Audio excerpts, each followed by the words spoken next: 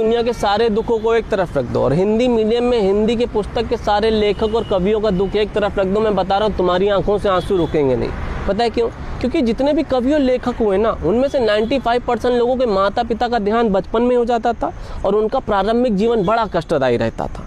और उनको देखकर ये समझ नहीं आता था कि कवि बनने से माता पिता का देहांत हो जाता था या माता पिता का देहांत होने के बाद आदमी कवि बन जाता था। और ये बात मेरे को आज तक समझ नहीं आई, मैं इंग्लिश वाली मैम की कसम खा के बता रहा हूँ। और जितने भी लेखक और कवि हुए ना, इन्होंने मैट्रिकुलेशन की परीक्षा हमेशा प्रथम श्रेणी से उत्तीर्ण करी। और ये हम सबको पता है, हमने एग्जाम में लिखा भी है। लेकिन मैं लिख के देता हूँ, 80% लोगों को आज तक ये नहीं पता होगा कि मैट्रिकुलेशन कक्षा 10वीं को बोलते हैं, कक्षा 12वीं को है।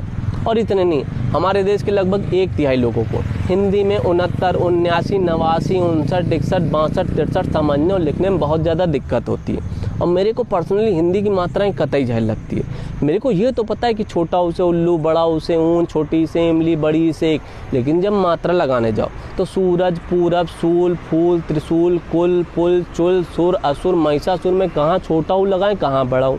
और इतने नहीं, सुनीता, विनीता, माधुरी, शानली, वंशिका, खुशी, दीक्षा, सुरभि, निधि, इनमें कहाँ छोटी की मात्रा लगानी हो, कहाँ बड़ी की, बहुत ज़्यादा कन्फ्यूजन है यार।